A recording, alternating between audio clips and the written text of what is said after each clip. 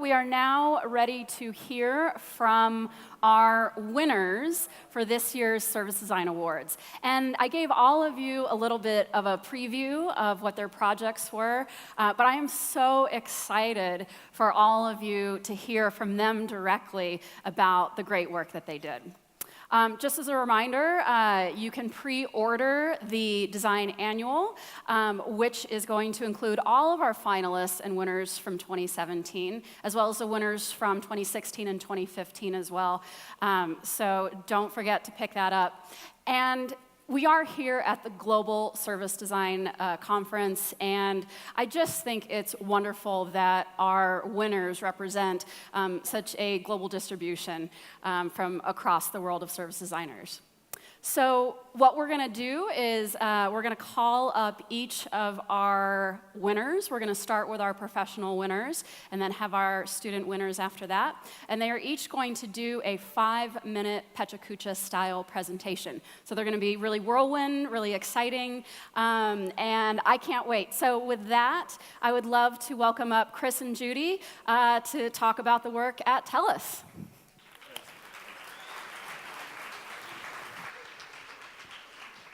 Hello, everyone. I first want to say just what a pleasure it is and an honor to win this, and that I really feel humbled and slightly terrified to be in front of all of you as my peers. But I've really learned a lot from this community. I remember going to my first Service Design Network conference in Berlin. I think it was maybe the second or third one, and I feel like without all of you, this wouldn't have been possible. So thank you, everyone here. So I'm Chris Ferguson. I'm the founder of Bridgeable, which is a service design consultancy in Toronto, in Canada. And my name's Judy Mellett, and I head up the service design group within Telus, which is one of 3 large communications providers within Canada. Okay, I'm started. Okay, so I'll tell you a bit about a project. I've never done this ketchup-bucha thing before, so hopefully this goes well. No pressure. How many of you have gone through the experience of renewing your cell phone contract with your mobile provider?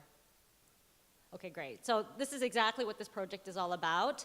At Telus, as with other telecom providers, the renewals process is one of a handful of anchor experiences. And by that, I mean they're so pivotal that if we can get it right, we can have a meaningful impact to our business metrics. So there was lots to address, and when we started this project, and we sought our partners at Bridgeable to help us out and apply the service design methodology in order to achieve success across this particular experience, which was riddled with so many opportunities for improvement.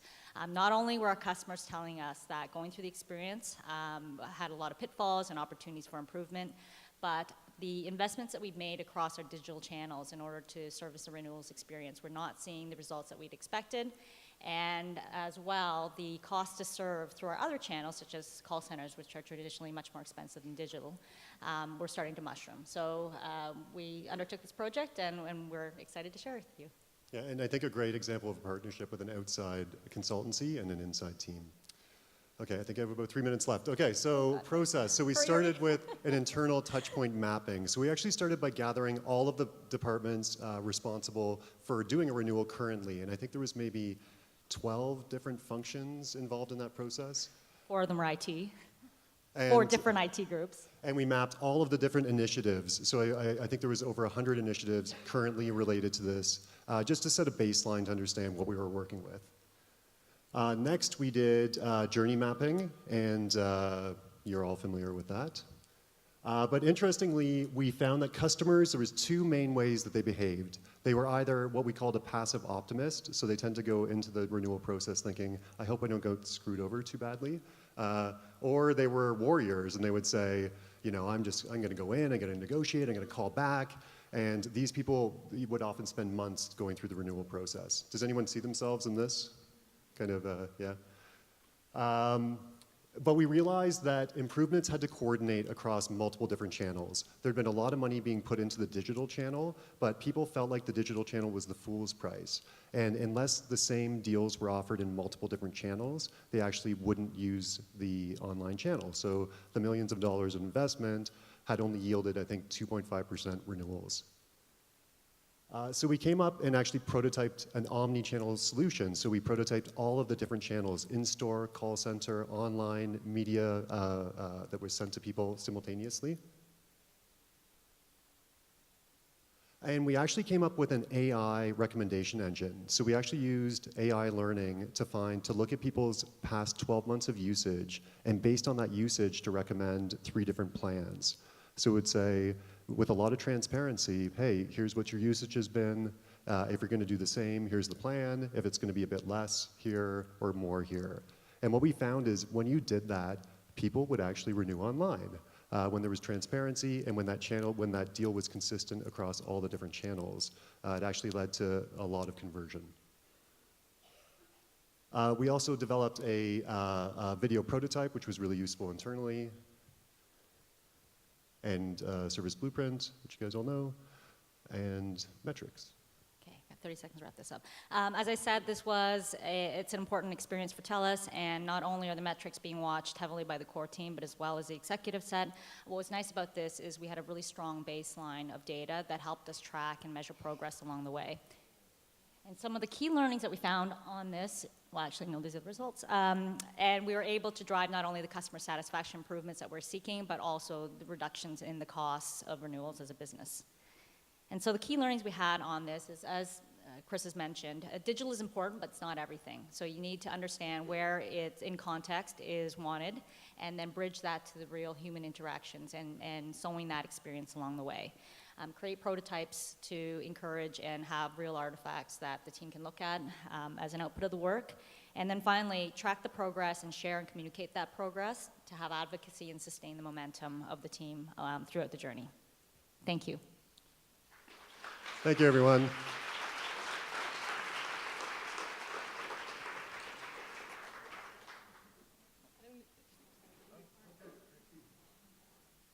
Or I should say, g'day, mates. No, I'm just joking. Okay, time ready?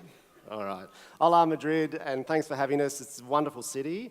I'm from DMA. We were founded in 2003, so next year we enter our 15th year of service design, and we're a deliberately small agency, just myself and Mel Edwards, originally from New Zealand.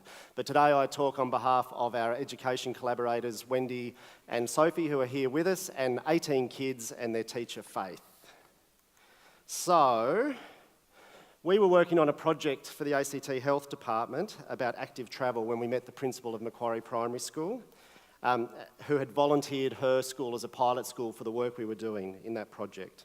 We realised straight away that we'd found a kindred spirit, and she asked us to come to her school to talk to the children there about being what teachers call a professional inquirer.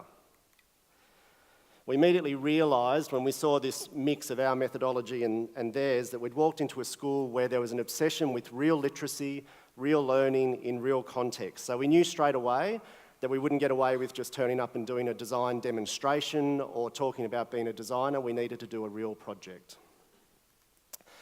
So we had heard that parents had been complaining that the car park at the school was unsafe, was dangerous. So we asked for a group of Year 5s, they're 10-year-olds, and we wanted to explore with them how different they would be from our adult co-designers that we work with every day professionally. We then established a curriculum that would take the kids through 6 modules, which ended up being a 6-month-long project, and we designed the modules so that they were both taught the service design process and engaged as the service design team. So they were our professional design team through the process. After we moved through intent, we began the research phase, undertaking, and when I say we, I mean them, the team, undertaking desk research, interviewing subject matter experts, and observing in the physical space of the car park, including videoing to come back and review later. And insights started emerging immediately. So we started discovering that the car park wasn't dangerous, that there were multiple users of the car park, not just parents, and also that the peak times were quite small and quite manageable. And so the kids were building an evidence base. And then we encouraged innovative solutions by taking them through a 3-step prototyping phase over a number of days. The first stage was creative prototyping with a creative challenge. Then we asked for prototyping with no barriers around our specific design solution, but based on the evidence base they'd collected. And then the third iteration, they had to take into account the problems with the project, such as no budget for capital works. So by the third iteration, all within the evidence base, they'd collected quite a bit of detail about their potential solutions. And that culminated in a trade show where they had to discuss the prototypes in terms of the features and benefits for the solution, not in terms of the prototypes as a solution in their own right. And then something pretty amazing happened. The behaviour in the car park spiked quite badly for a reason, and so some of the kids who'd been experimenting in their prototypes with signage, trying to work out whether pleasant signage would be more effective than aggressive messaging, so some 10-year-old behavioural scientists, were sent out into the car park with our guidance to test the prototypes. So they went out during peak, stood in front of cars and held up their different A and B signs to see what would happen and calm the situation immediately. And that then led into our design disruption. So because we had wonderful sponsors in Wendy and a school that said just do whatever you need to do, we then implemented their prototypes in physical form in the car park over a 2-week period. So we literally physically mapped out the car park, changed the shape of it without any warning to the users. So they arrived over a 2-week period, and there were 3 iterations of a car park design that the parents then had to cope with in their cars as they arrived. And the children were rostered on to be there before school and after school to take down data about the change that they saw occurring. And we saw a change in the school where multiple kids were volunteering to be part of it. And because it's Australia and slip, slop, slap, it was 35 degrees that week, so the kids really worked hard in the sun. And then the result was that we had a design specification that came up with some contextually relevant solutions, which you can see there, and happy to describe those later. Is that 1 minute to go or 1 minute in? Okay. Which resulted in the implementation of the car park. So the team who worked on the design turned into an implementation committee. The spec was reviewed by 3 government departments and the road engineer from the government, who all couldn't fault it, and the implementation was made so the space was physically changed. But the car park design was only part of designing schools. What it was really about was seeing how design could be part of an education process and what effect that would have on the kids. We captured the observations of our 2 methodologies in a co-written paper, which we're happy for anyone you can link to it from our site. But the real outcome was that both design and education were focused on real context, what we might call purposeful play, to get the best engagement and learning from kids. So we got the team back together last week. They all look much older to us now. They're in high school. You can see some of the faces being pulled, so they're still pretty hard to control. But what stood out for them, they said that, 1, they thought they were part of something special, and this was not a constructed team, diverse literacy and numeracy backgrounds, diverse kids. They said that prototyping and intent stuck with them as the 2 things that they still think about all of the time. And a few of the kids had said to their teachers in high school that they wanted to implement a design process in the projects they were given. We'll see how the teachers cope with that. What we're doing with the school is looking now at how what we learned through the project changes the teaching methodology at Macquarie, and we're doing that with Macquarie. And this is one of the school models, and what we're trying to do is move from student voice to agency, and that as designers is much like telling our government clients as public sector designers that we want to move them from consultation to co-design, and so that's a really interesting parallel. And we're about to embark on something pretty special. So the school has now asked us, we can do multiple versions of design in schools if the conditions are right. There has to be an actual design question and a team. But we've been asked to work now with a group of 5-year-olds and follow them for the next 7 years until they're 11 and work with them and embed design processes in their education experience to see at the end of the 7 years what the outcomes might be. So that is super exciting. So if you're a university in the audience or a company that wants to fund that kind of thing, come and see us, yeah? So that's where we're up to, so thanks very much.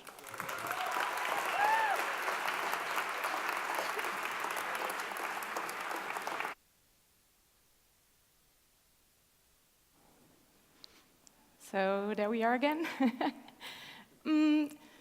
I'm Nele Kistenmaker from Muses, which is a design agency based in the Netherlands. And we got awarded for, a 217 million shift from a lot that's not there key performance, from price per kilometer to key performance indicators for mobility needs and communication needs.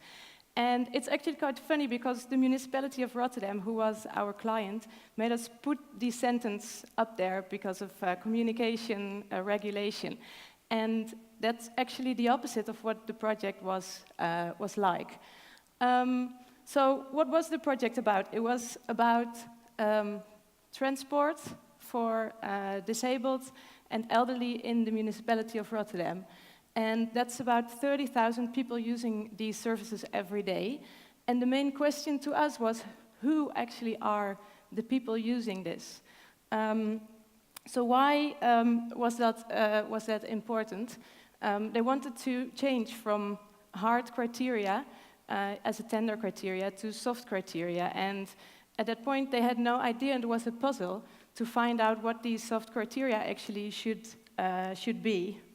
Then again, we also discovered that switching from hard to soft criteria is actually not the only thing that needed to be done, because up till then, tenders were usually focused on wheels, on mobility, on transportation itself, whereas already from the start we discovered that there was so much more, actually more important things in the preparation and in actually the after phases of the ride. As you can imagine, on top of that, talking to disabled people, talking to blind people, talking to people with mental disabilities is not feasible just by doing the general contextual inquiries. So we had to search for ways to do that. And meanwhile, all the stakeholders, who were the transportation companies especially, were involved through market consultation days, at which they could get to know the insights, could get to know what design thinking actually was, and also could get to know each other so that they could form fruitful consortia that could later on participate in the tender. Then we developed, through iterations with these stakeholders, but also with the team at the municipality, these 4 personas that actually did not focus on all the impossibilities on the client side, but focused on what was important purely from a mobility perspective. And that's what was taken into a very secretive process. 10 months of 3 parties parallel developing innovative mobility concepts for this very specific target group in Rotterdam. Since 200 and something million was at stake, it was kept behind closed doors. But we were able, together with the team at the municipality, to guard the perspective of the clients, of the users. And we developed these customer journeys, 4 of them in total, and it really helped to guard the client perspective on 2 sides. On the one hand, it helped the transportation companies to develop truly innovative concepts. On the other hand, it helped the municipality to guard the user perspective in the process. So eventually the results were far better than the municipality expected, and a totally new consortia won the tender. Let's see what was next. And the interesting thing actually is that for us, the project didn't end there. The successes that the municipality of Rotterdam was booking was picked up by the municipality of Amsterdam. And at this moment, we're doing work for both of them and also looking at whether the insights that we found in the typical city of Rotterdam would also match the situation in Amsterdam and vice versa. So in Rotterdam, we developed this spectrum of mobility needs. And we deliberately put it this way because what we discovered is that a person using this kind of transport can be so different from day to day due to stuff that happens during the day or due to the goal of the ride. So you can be anywhere actually in the spectrum. And in Amsterdam, we've been looking at the right corner to go even deeper into what would kids using this transport need and how do their parents or their caretakers take a role in that. At this point, we've been focusing especially on the first and the second step in what we like to do at Muses, But because we're now working for these 2 municipalities, we are able to do pilots and experiments that also allow us to make it real in the 3rd phase. Thank you.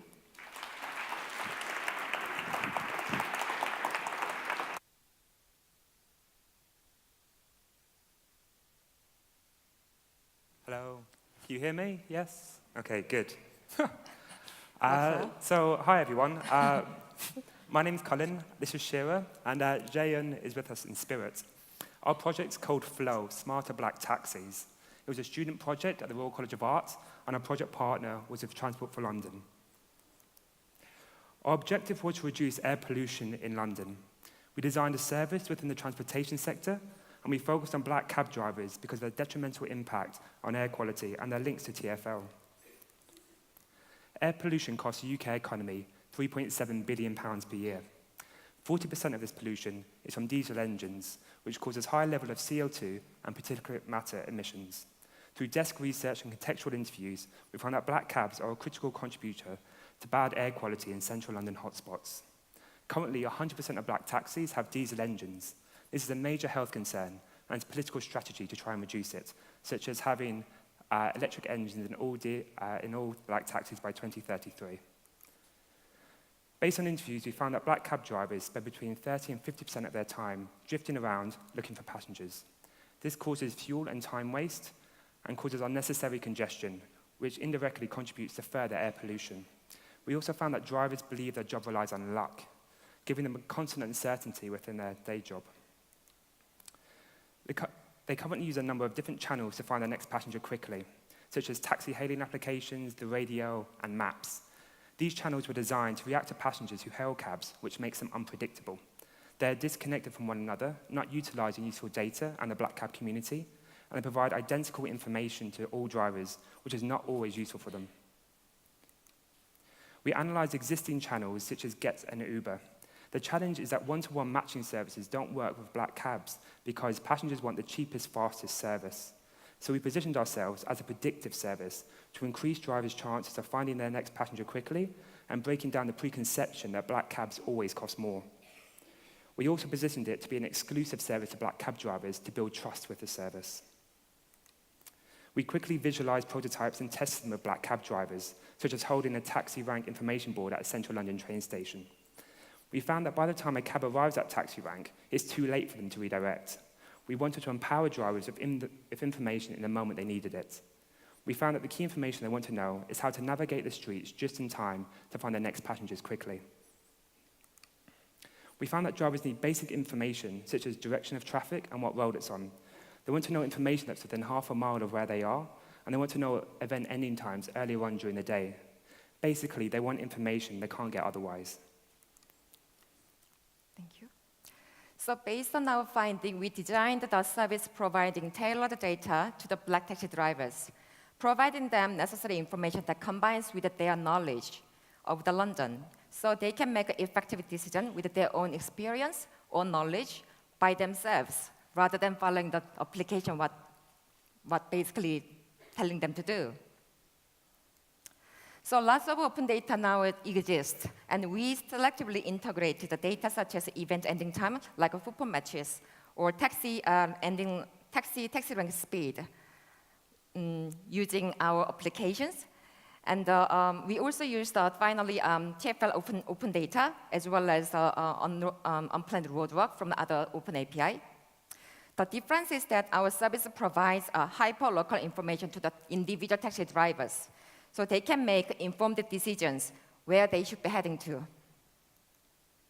So this is basically how our service looks like, and all information based on the 1 mile radius, based on their specific location or positions.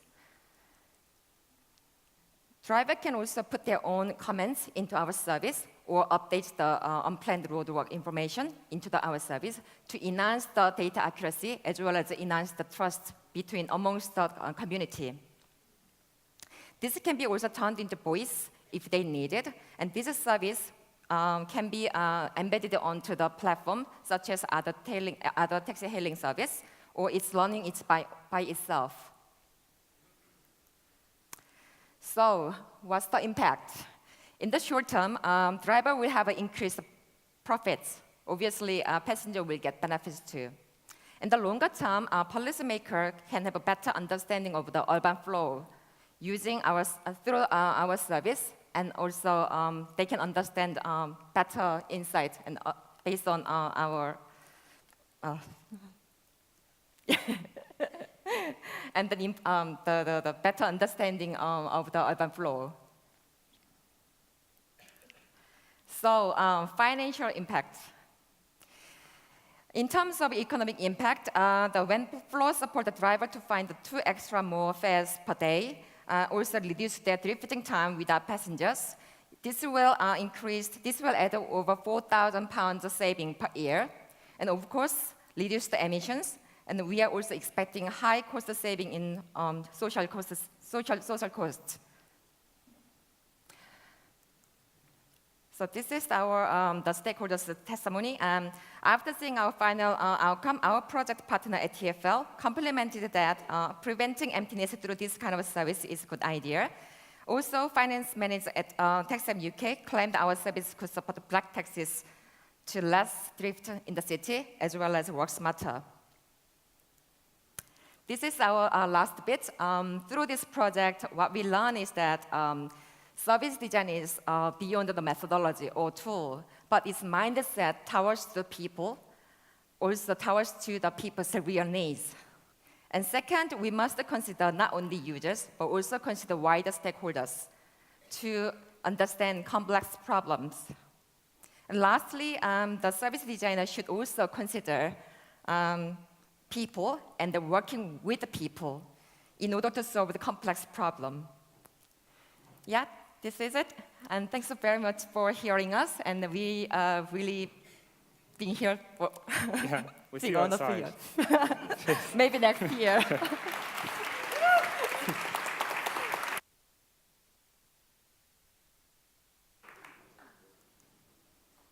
So, hello.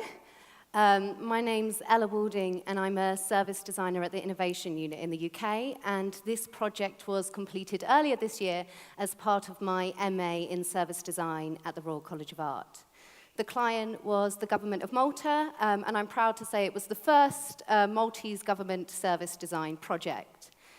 So, in this presentation, I'd like to introduce you to service design, a set of service design tools aimed to create change in the government of Malta, but with the potential to create change in any organization. And these tools have been implemented into service.gov, a one-stop shop in Malta. So the idea behind service.gov is that rather than a citizen having to travel to multiple places, they can access all public services through one place. So service.gov can be accessed through physical hubs, a call center, an app, and a website. So to deliver this workshop, I worked with Winston Perotta, who's the head of ServiceGov and is here today, and we used the Design Council's Double Diamond. And the aim of the project was to see how we could improve the process of integrating service.gov across 250 government departments. So to achieve this, we undertook research to see how service.gov could be improved. So I interviewed citizens, staff from the front line, various different government departments, the service.gov head office, and the Office of the Prime Minister. And we also looked at data and research evidence. And the research showed that although many customers had a really positive experience and staff really believed in the service, some staff and customers still had a negative experience because the customer journey could be quite disjointed. And this was because the system focused more on departmental functions than on service users. It was almost as if they were separately trying to add this additional piece of functionality onto existing departments rather than collectively thinking about how they could work together to make this a seamless experience for everybody involved. So with this in mind, the mission became, how might we develop the tools and skills needed for service.gov and departments to work together to improve quality and outcomes for citizens and staff? So to achieve this mission, we held workshops with staff across government to co-design new ideas. And this was a completely novel and enjoyable experience for staff and created some real optimism behind the change. So 3 long-term solutions were created, and these were combined with learning from research. And then these were fed back to all stakeholders, making sure that they could make changes and really take ownership. So the first solution was a clear long-term strategy to steer the amount and pace of future integration.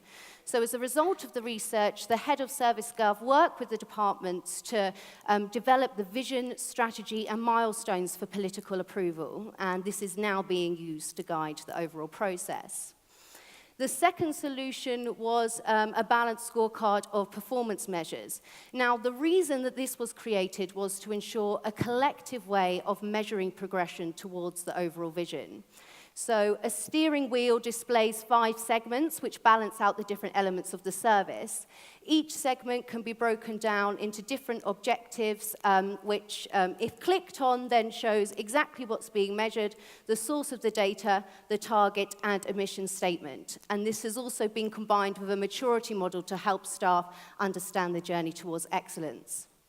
Now, this scorecard is causing the Service Gov team to do things that they've never done before. For example, self-assessments, staff surveys, staff and customer interviews, monthly accommodations, and even a monthly newsletter. And an important part of this was also the careful design of a dashboard displaying the indicators in a compelling way, which motivated the Service Gov head office to start collecting the data. And this has been fully accepted and adopted by the service. So the final solution was the creation of a toolkit, which is the new method of making any change in the service.gov process. So any staff member has the power to request a change at any time, and then the toolkit identifies a process for evaluating and implementing those changes using both service design and project management tools. So some tools are critical, like meeting to identify a problem, analyzing risks, and planning and evaluating solutions, and then others are optional, like discover and develop interviews and workshops, prototyping or piloting of solutions, or activities for really embedding change into the organization. So ultimately, it's up to those using it to decide exactly which tools to use. And this has also been fully accepted by the service. So we ran a pilot with the housing department to test this toolkit in practice, which resulted in the decision to have a specialized housing department customer care team integrated into service.gov. And it's gone on and continued to be used with other departments such as health and lands. So just to reflect back then, what we set out to do was to develop a collective to improve outcomes for citizens and staff.